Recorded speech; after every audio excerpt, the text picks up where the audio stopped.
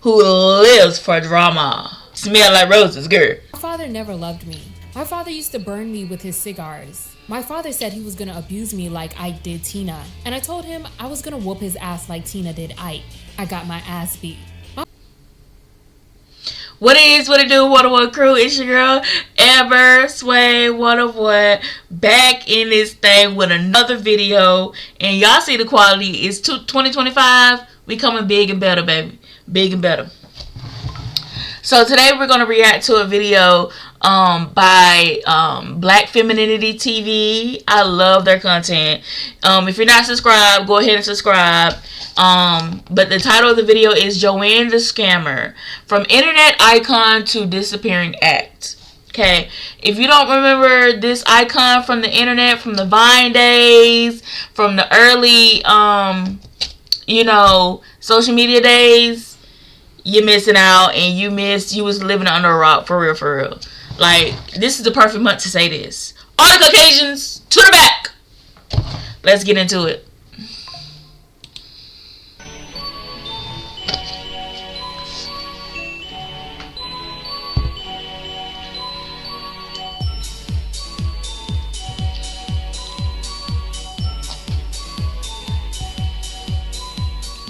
There was a time when Joanne the Scammer ruled the internet. With her messy brown wig, fur coat, and shameless love for fraud, she became a viral sensation, flooding timelines with iconic one-liners, hilarious skits, and meme-worthy content. Joanne the Scammer. A beautiful, messy bitch. Thank you. Joanne was so big that she was rubbing elbows with celebrities, landing brand deals, and seemed unstoppable.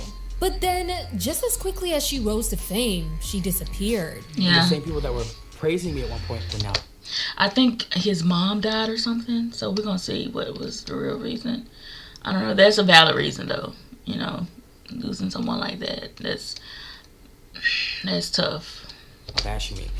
I think for a couple months I enjoyed it, but it's really hard. And I'm not saying I'm stopping. I just feel like hatred can become uninspiring. So what happened? Why did Joanne the Scammer fade into the background? And where is Brandon Miller, the man behind the internet's favorite con artist? In today's video, we're breaking down the rise, the disappearance, and legacy of Joanne the Scammer, and uncovering the truth behind her sudden disappearance. Brandon Miller's story starts in the early 1990s in Hopewell, Virginia, where he was born and raised. He was adopted as a baby by older white couple Buddy and Veronica Miller. Brandon would later learn that his biological parents were both Puerto Rican and Black. He describes his family as racist and says they never made him aware of his racial identity and raised him as white. And you believed, or you thought you were white. I did. Because my dad was Indian, but he was white. Like white people would be like, I'm Indian, but he was white. And he just looked Indian. And my mom was physically, literally white. And, they got me from birth, basically. So I grew up thinking I was white. I just thought that, I was in the sun too much. My family has 2 biological children, and then they have 2 adopted. And I thought that my sister was the one that was adopted, and I was with the whites. And she's colored like me, so it was just and I would go to school and I would tell people, no, I'm actually white. I tell my Black friends I'm white. I would say, you're just mad, or, you don't understand because you have a Black parent. You just wouldn't get it. It's weird because I've been in my white family would be racist and all this weird shit. And then to find out that I'm adopted, it's like, oh shit. You're talking about me. You're talking about me. You learn about a lot, and I think that's where the whole Caucasian thing even came from, because I've learned that everything I do that I've done on the internet in some type of way has been for my life. Your birth parents are Black and Puerto Rican? All I know is my dad, they gave me sheets on them. My dad literally had his height and his color, so I know he's tall and Black. And my mom was, I think she was like a combination of things, but I'm a Black person. He went to a predominantly Black school where he was questioned about his racial identity. I went to an all-Black school, and people would say, Brandon, you're Black, or Brandon, you're adopted. I was like, baby, that's a different situation. I I've never really heard of a situation like this. To know that, to just be in a knowing that you're white, but you're really not. And having to break out of that once you really realize that you're really black. That could be traumatizing. Like, who you thought you were your whole life, turns out you've been denying yourself. You know, like, that's crazy. Like, no, actually, I'm white. Since he was a kid, he always had a knack for dressing up and entertaining and used humor to attract attention. In one childhood photo, around the age of 9, he describes himself posing in a messy black wig. He recalls that wearing a wig was always a signal for comedy. Whenever he put one on, people laughed. While Brandon hasn't gone into detail publicly about his relationship with his father, some of his past tweets suggest that he was abusive and not loving towards Brandon. Some of them read, "When I was 8, my dad broke my nose because my mashed potatoes were too bland for his liking. My father used to whoop my ass until I fell asleep. My father never loved me. My father used to burn me with his cigars. My father said he was gonna abuse me like Ike did Tina, and I told him I was gonna whoop his ass like Tina did Ike. I got my ass beat. My father always told me I was gonna be gay when I got older. He also ruined my life with his words. And my father deserved to die." And oh my God. Having this relationship with someone that you perceive as your parents? Oh my goodness. That is traumatizing. a Fader magazine So, like, it's like his only escape was humor. interview, he said, "One time I gave my dad something for Christmas, and I said, 'I love you.' And my mom said, 'Buddy, Brandon said he loved you,' and he didn't say nothing back." His father, Buddy, passed away from cancer when he was 12 years old, and he was raised by his stay-at-home mother. In school, Brandon hid his sexuality by presenting as masculine with braids, girlfriends, and a ladies' man persona. Very few knew he was gay until he was forced to come out at the age of 16 when his older sister found gay adult films on the family computer. His mother reacted with religious disapproval, saying the good old "God made Adam and Eve and not Adam and Steve" line. Then Brandon learned from a family friend that he was adopted at the age of 17. Having grown up in a predominantly black school while believing he was white, the revelation was both shocking and traumatic. When he confronted his mother about why she never told him, she admitted she feared he would run away. Brandon began experimenting with women's wear and once attended high school. He decided to drop out and ran away to Texas, where he spent months dressing as a woman. My father died What year did he die? 2003, which made me like 12, I guess. Wow. And then I went to school, and right when he died, I entered middle school. It was really rough for me. I was really popular, all the girls liked me and all that, but I didn't feel into them. And I didn't feel into guys either, though. All I knew was I was just kind of like in limbo as myself, as Brandon. And then I quit school at 8th grade because my friend did. Her name is Raquel. We moved into one of her friend's house, who was a trans woman. And that is where I became Victoria. I lived my life literally for like a year.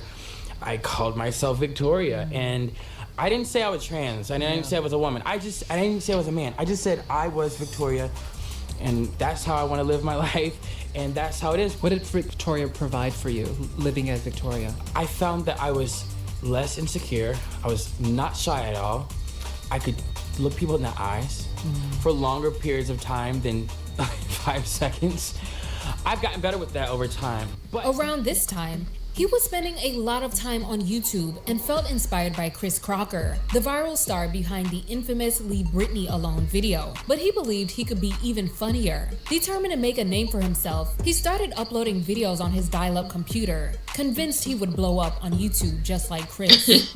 In Texas, he entered the adult industry, first gaining attention from a one-off video before joining. I did not know this. He typically performed as a straight persona, appealing to viewers who fetishize gay-for-pay actors. In 2008, he relocated to Florida with his mother, and around this time, he began his relationship with his long-term partner Xavier, who he met on the gay dating app BGC. Creating characters became his way of coping with his identity. He quietly uploaded videos without people knowing. Brandon was regularly uploading skits to YouTube, performing as a character named Miss Prada. She was a hyper-feminine, over-the-top character he created that engaged in comedic rants and storytelling, much like Joanne, but without the scammer narrative. Some of her most famous videos include the Miss Prada Dating My Brother series, Miss Prada Hates the Gay Community, Miss Prada's Message to Chris Brown, Miss Prada Talks About the Death of Amy Winehouse. Oh my gosh, this is unlocking memories or OG YouTube day. My smell like roses. Smell like roses. I'll be talking about what's going on right now. You know, she's gone. She just paid it. Smell like roses, girl. Oh my goodness. She died. I don't know how she died, but bitch, is it really that motherfucking a mystery? Hell no, the bitch was on. Miss Prada Gets Real Hood, and these videos that have titles that I'm not allowed to read on YouTube. Brandon developed a following both as an X-rated performer under the name of Mr. Playboy and as Miss Prada. He experienced his first brush with internet virality and infamy in January 2012 when he jumped on the viral Cinnamon Challenge. The Cinnamon Challenge was a popular internet trend in the early 2010s where people attempted to swallow a spoonful of cinnamon without water, usually ending in coughing, choking, and dramatic reactions. In Miss Prada's version, he played up the drama by repeatedly calling out to his mother and splashing her face with water. I'm gonna do it. Okay, I'm gonna use this as like my gag thing. This is like Soul 2009. I don't even know why people are doing this shit no more. And I'm not gonna use a spoon. I'm gonna down it. I'm gonna down it. Really though? Who even made this? Who even made mine? I'm gonna gag just thinking about it. My heart is beating so fast, my That's too much.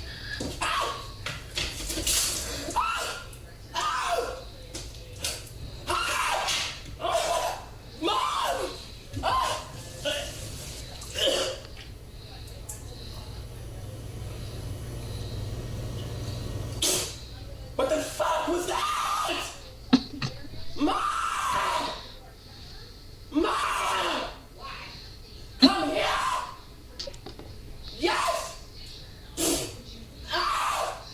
So I found that like I'm stronger and I'm like, and I found that, oh, this is like an outlet for me to like kind of mask myself. Maybe which isn't good in the long run, but at the time, only thing I knew was shut down and create someone else. I don't want to be myself. I just remember my family being so uneasy with it. So they were uncomfortable with Victoria. To the territory of like going into hormones, which I didn't have the privilege of because my mom moved me away before that started. I did talk to her about that and she was like, before we get to that point and before I lose my son, I'm gonna move you to Florida. So I moved to Florida and I didn't have any friends and I was forcing back into myself, which created Miss Prada, which was I'm using it for comedy, which I found still helped me. I find that, oh, I don't have to like live like this. I could just cut it on and off. Were you thinking at the time, because you said you used the language of you didn't have the privilege of being able to go on hormones like Raquel was. Yeah. So you wanted to go on hormones. It's not even that I wanted to. It was just more so, all right, if I'm gonna live like this, Got it. I just want to go full into that. I just didn't. Yeah. Brandon began recording pop and ballroom-inspired music as Miss Prada, and tracks like Emily Rose and Voodoo became fan favorites. The only thing you're serving me is a bowl of rotten eggs. Bring your ass back over here. Who said I was done with you? I'm gonna give you to the count of 3 mistakes, or I'm gonna come search for you. That's right.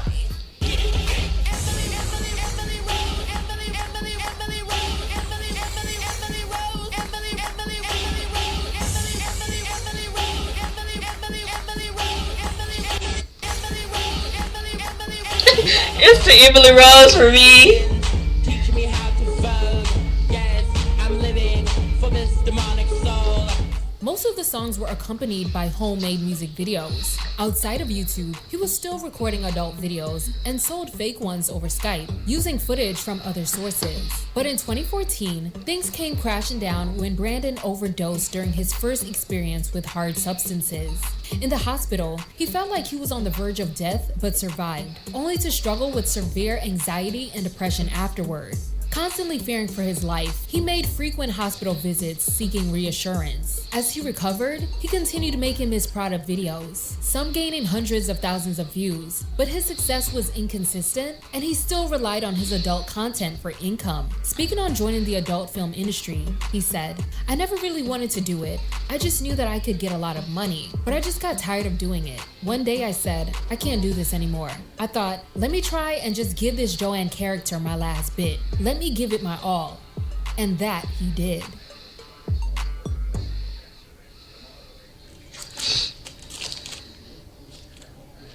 If you like to eat healthy, this might be the craziest deal on the internet right now. You can get 30 of these. In late 2015, Brandon introduced the world to Joanne the Scammer, a messier and more chaotic version of Miss Prada, who is not shy about her career as a scammer. In an Instagram video, he wore the signature blonde wig with dark roots and delivered an improvised monologue, calling himself a messy bitch. I'm a real messy who lives for drama. Who lives for fraud. Hey girl, I just want to let you girls know that I'm a real messy bitch. A liar. Scammer. I love robbery and fraud. I'm a messy bitch who lives for drama. The video made its rounds on social media, and Brandon's following started growing again. Blac Chyna and Amber Rose were the first public figures to recognize Joanne, and before you knew it, Joanne the Scammer was a cultural phenomenon. Give it up for Joanne, the scammer! Joanne, the scammer. No, like he really blew up. Like he was everywhere on advertisement. He was getting them ad deals, you know, like I gotta give it to him. Like he did his big one.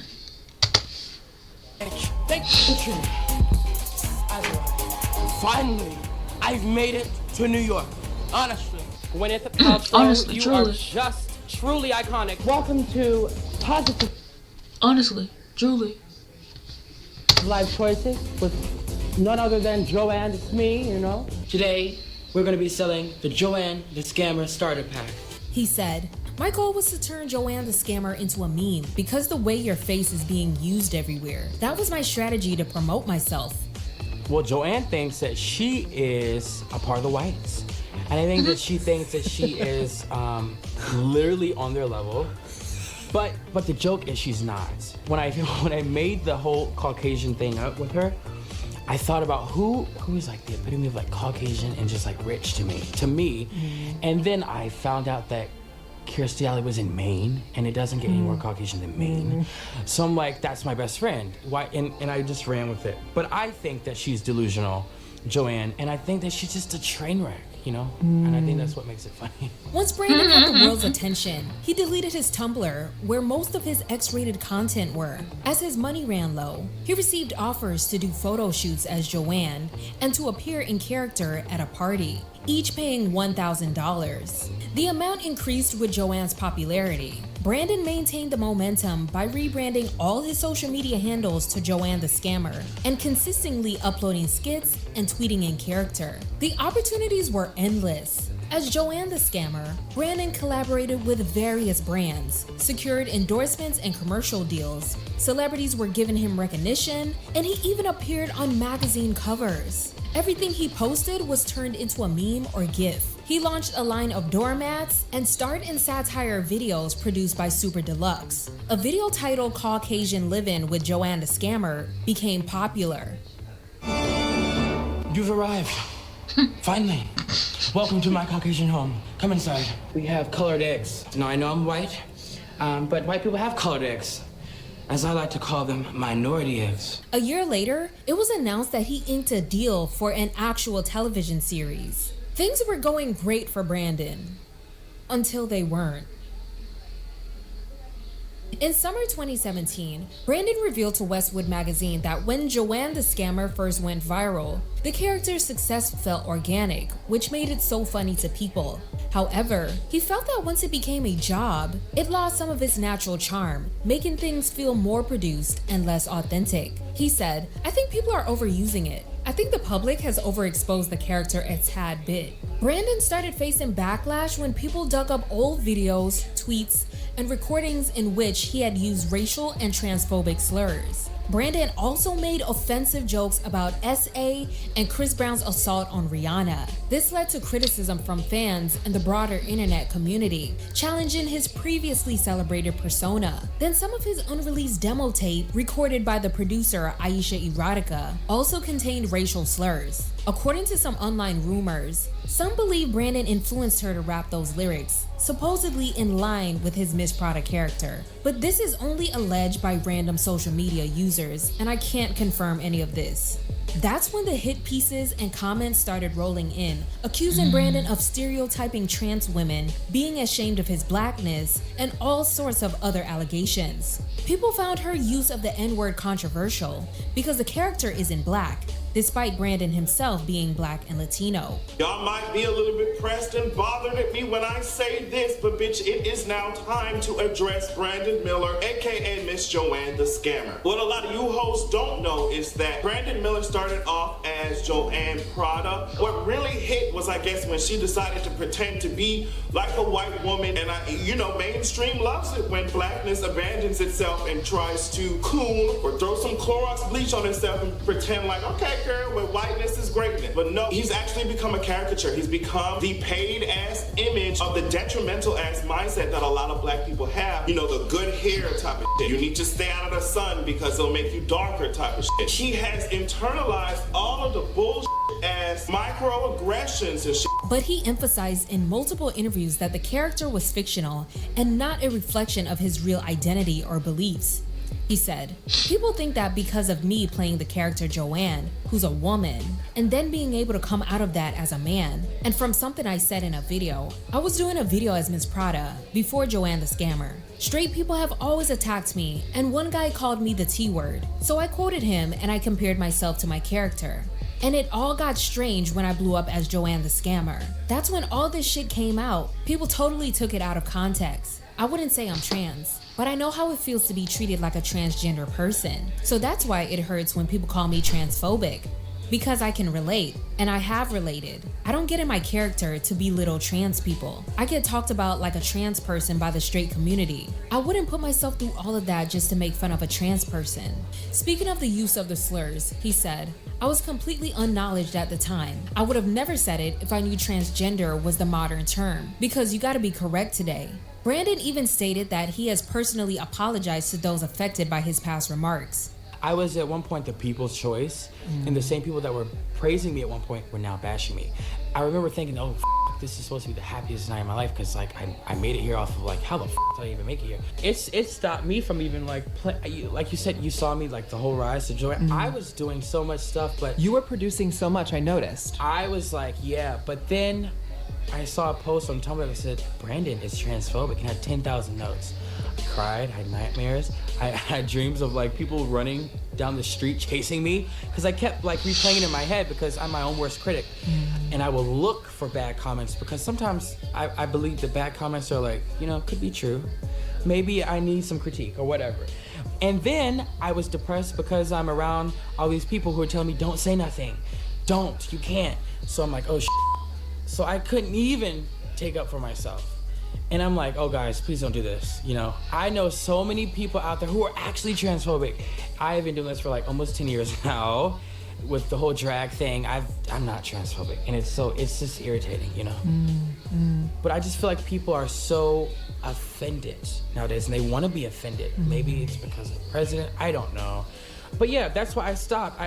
You can't be creative when you're constantly being hated. And then I'm one of these people who who can't even supply it if I'm being hated in any way. I'm just like, it's okay, I'll stop. You know, they want me to stop. So I've contemplated creating another character because I don't even know if I want to be Joanne the Scammer, because it's like I'm hated so much in the trans world because they think I'm joking about them. That's kind of the dichotomy of having an online personality that is separate from yourself. You simply have to choose between when to turn it on and when to turn it off. And I don't know this from experience. I'm just saying from looking on from the outside, looking in. It seems as if though, you know, they get lost kind of in that turning it on and turning it off.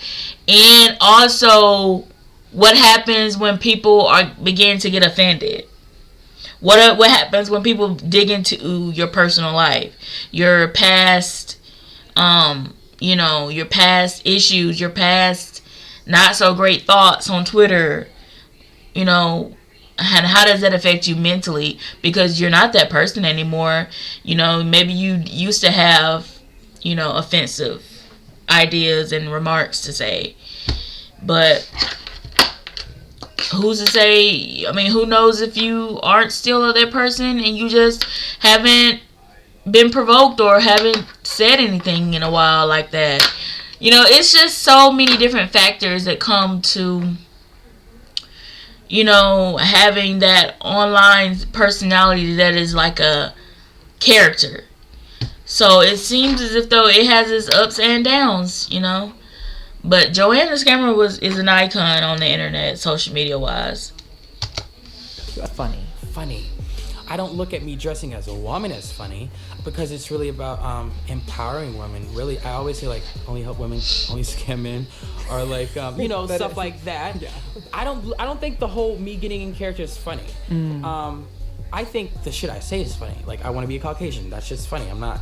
Or like using 9 identities. Or like you know, some of the shit that I say are like, you know, what it is for me is, you know, getting in female clothes, like I said with Victoria, is I feel more confident with myself. Like actually problematic, or like actually transphobic, or actually racist.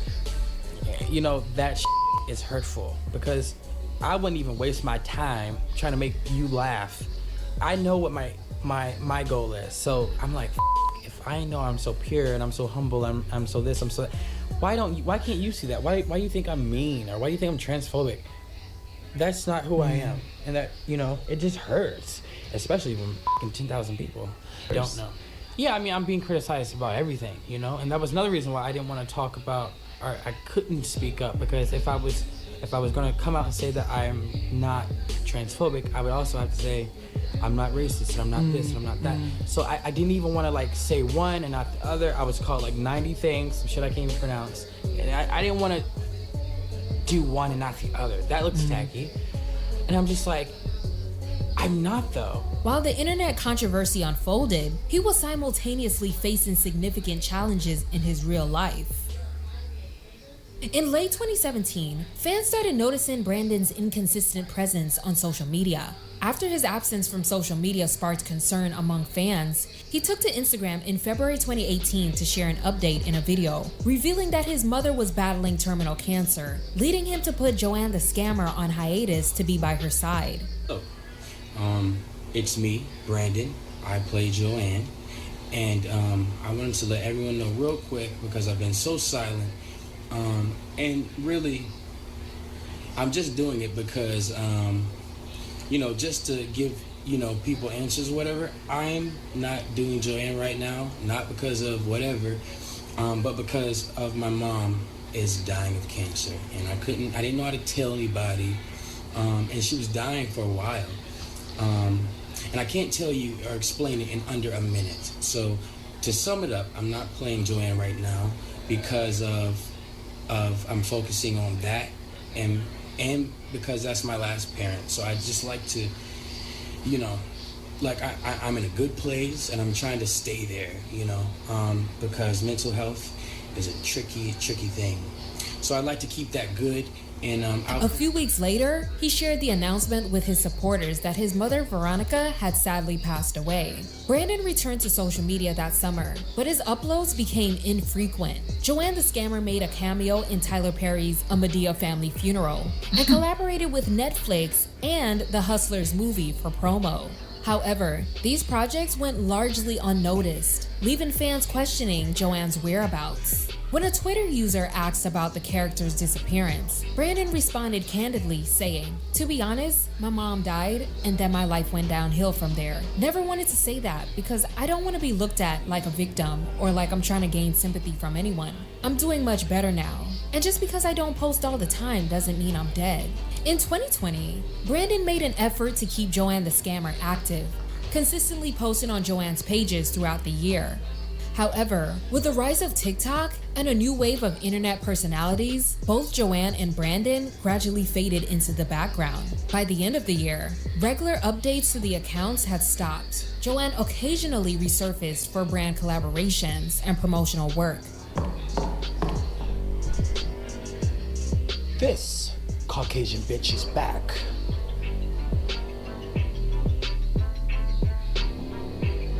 But these appearances no longer attracted the same level of attention. Over the past 5 years, Brandon's following has declined from nearly 3 million to 1.3 million followers. In 2024, he posted a comedic message addressing those who had unfollowed him. Fuck you, honestly. And made a few sporadic posts throughout the year.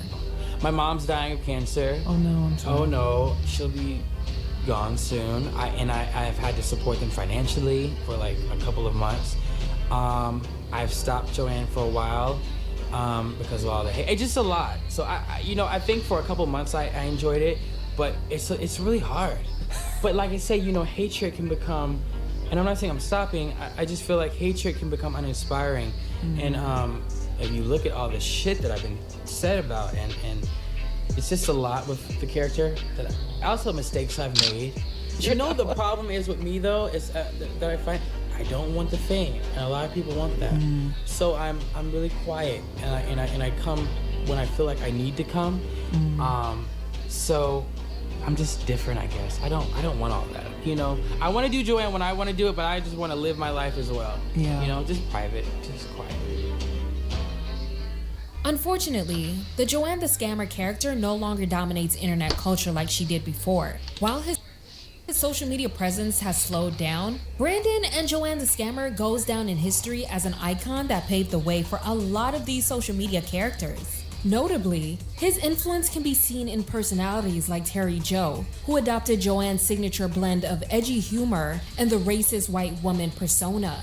As of now, Brandon Miller has stepped away from the spotlight. He really had the potential to evolve into a full-fledged media brand beyond social media skits like his counterparts. Whether or not Joanne the Scammer will ever make a full comeback remains uncertain, but her influence is still felt across meme culture and internet comedy. Hopefully he's in a better place and we'll see him again soon. Like this video and subscribe to BFTV for more content. Well guys, that's it for the end of this video, at least. And let me know what you guys think in the comments. How did you feel about the rise and disappearance of Joanne the Scammer? I personally think that he paved the way, like the YouTuber said. He paved the way for a lot of these online personalities that exist today, like Terry Joe and the Boss Lady. And I could go on and on about how many times I have laughed at his content. I don't know his pronouns or whatever, but it was just hilarious, So let me know what you guys thought about this video in the comments. I love this YouTuber's content. Make sure you subscribe, like she said. And that's it for this video. Alright, peace.